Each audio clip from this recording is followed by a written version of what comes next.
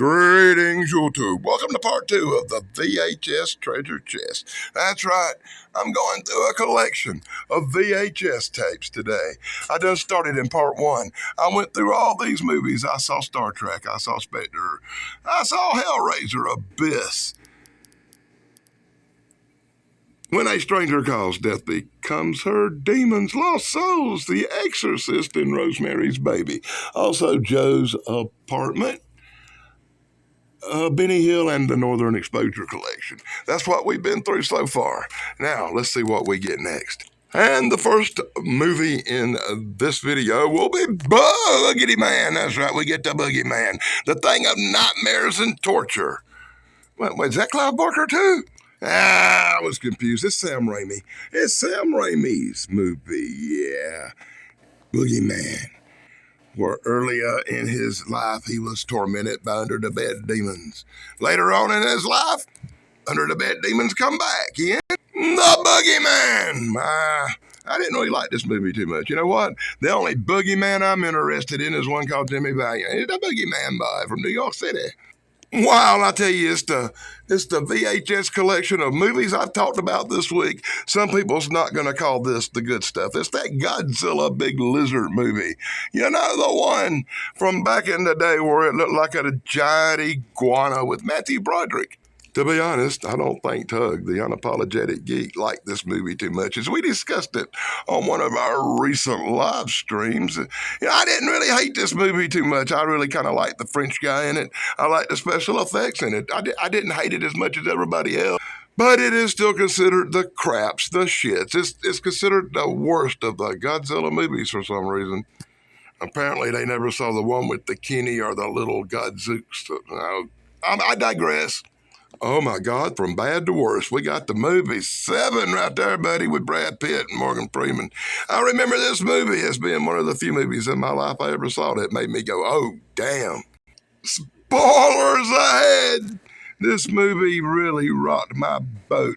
It was one of the grossest, most disgusting 7 deadly sin movies I ever saw. And the ending with dude's wife in a box in the desert. Her head really freaked me out, man. But still, one of the best horror movies of all time. Seven, with Brad Pitt.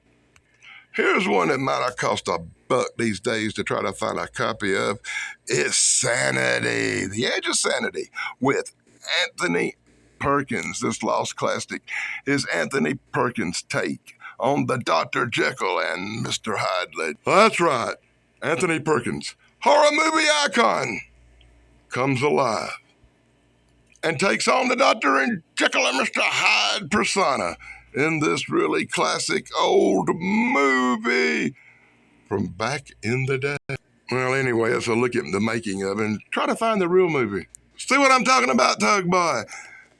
Look at this. We just had multiple discussions about the movie Congo. Some people liked it, some people didn't. Some people hate the fact that Bruce Campbell dies in the first few minutes of this piece of shit. No, I liked Congo, I really did. I liked the special effects. I liked this movie a lot. I would have been a lot happier if Bruce Campbell made it through more than the first few minutes of it. But hey, it's got Tim Curry in it. So if you can overlook the really ignorant talking gorilla with sign language, the fact that Bruce Campbell dies in the first 5 minutes, you get to look forward to a really cool Tim Curry adventure in Congo. And no matter what anybody says, I like the movie Congo, as you can tell. I own a VHS copy of it from back in the day. Oh, good Lord.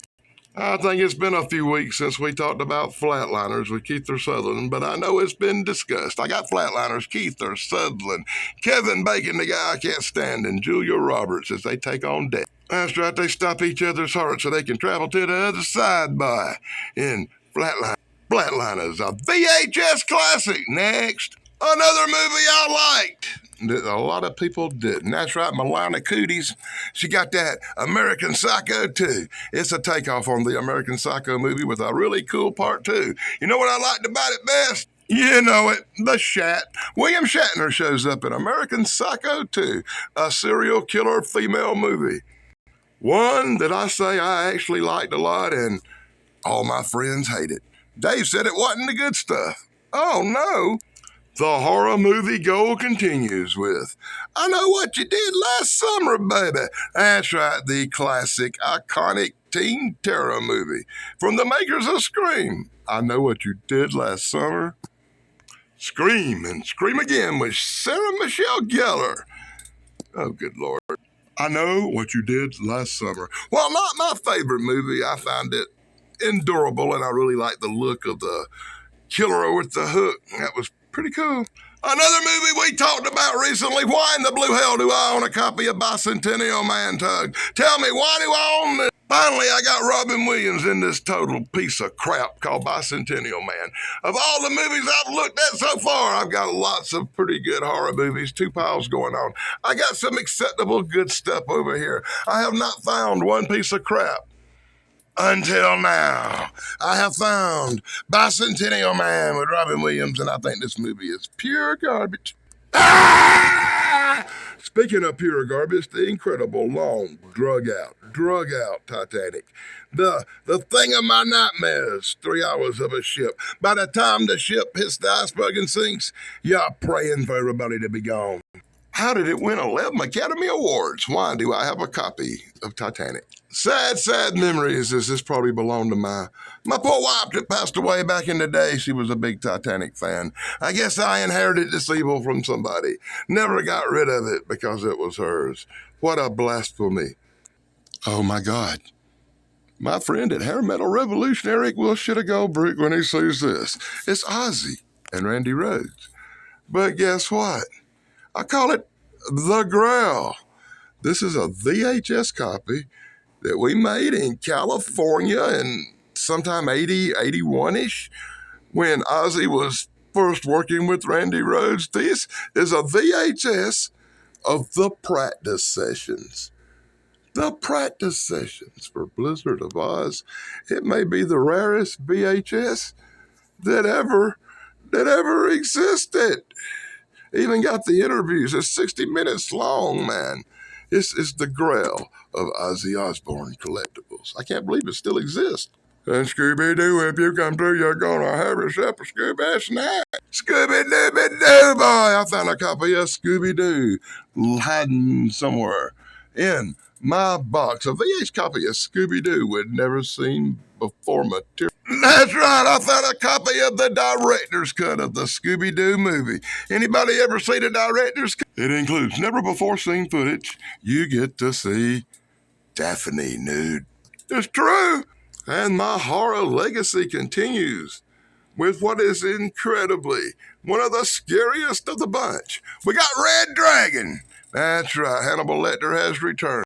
Jodie Foster has returned in one of the most mind-twisting horror movies of our time. A new serial killer emerges in Red Dragon. I love this movie. It's one of my favorites. Can't say much more about Anthony Perkins.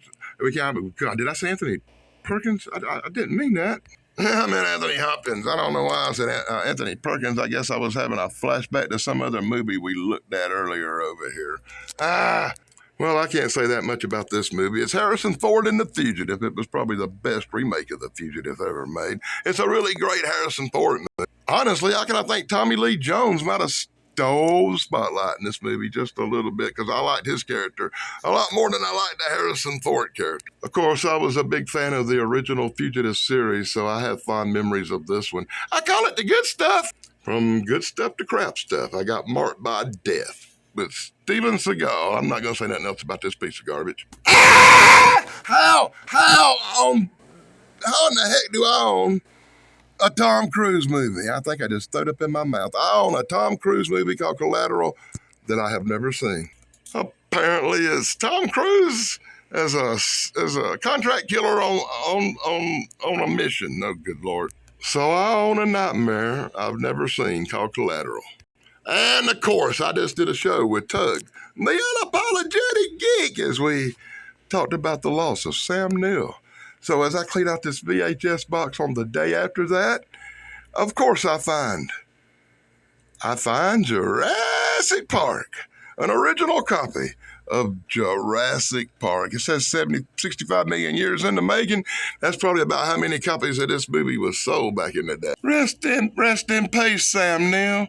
Rest in peace as I show Sam Neill's greatest movie, Jurassic Park. The movie that made Sam Neill, Sam Neill. I'm going to end it here. Be sure to like, subscribe, and ring the bell with the good stuff. And I'll be back with more VHS classics on the next video. Be sure to like, subscribe, ring the bell. Blog over, dudes.